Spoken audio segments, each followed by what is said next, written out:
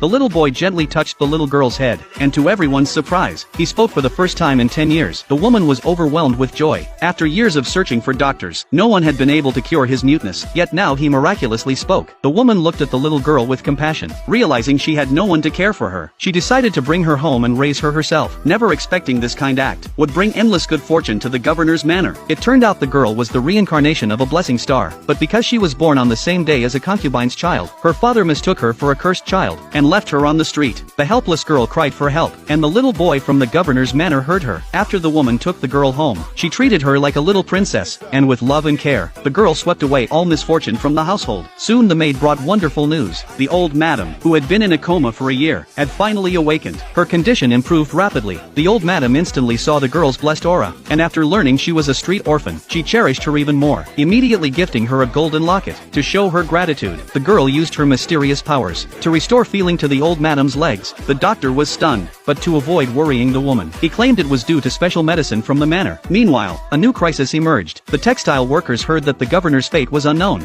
and began rioting and striking. Yet the frontline war effort relied entirely on funds from the textile mill. Without workers, the manor couldn't sustain itself. In desperation, the woman handed over all her jewelry to the butler for sale. But just when she was feeling helpless, the girl once again brought fortune. The maid rushed in with excitement, saying several gold bars were unearthed in the garden. The woman went to see for herself and was stunned. She immediately ordered a full search of the garden, and to everyone's amazement, more gold bars were found buried in various corners. After counting, there were over 100 gold bars. Overjoyed, the woman rewarded each servant with 1 gold bar, then told the butler to exchange the rest for cash, to pay the workers. The workers, touched by her sincerity, chose to stay and keep working. Just as the woman was preparing golden bangles and necklaces for the little girl, a scheming woman suddenly arrived. She brought up how years ago, the governor crippled her husband's hand, just for touching the woman once, and now that the governor was rumored dead, she was here to get revenge. But the woman saw right through her, and told her to leave. Then the scheming woman spotted the little girl, and mocked the woman for raising a bastard. The woman didn't want to argue. She sent the boy to fetch the butler, then pulled out a gun from her waist. The scheming woman immediately raised her hands in surrender, but still threatened her, saying if she got hurt, she'd make her pay. The woman didn't flinch. She fired a shot at the floor. Startled, the scheming woman grabbed a hairpin and lunged at her. At that critical moment, the governor's guards rushed in. The woman quickly asked about the governor, and learned he was still alive. She finally breathed a sigh of relief. Seeing this, the scheming woman panicked, and grabbed her hand to apologize, begging for forgiveness for the sake of family. But the woman angrily pulled away, and ordered the guards to throw her out. No matter how she struggled, it was useless. Just then more good news arrived from the manor. The eldest daughter-in-law, who was 6 months pregnant and at risk of miscarriage, had successfully stabilized the baby, thanks to medicine bought by a maid.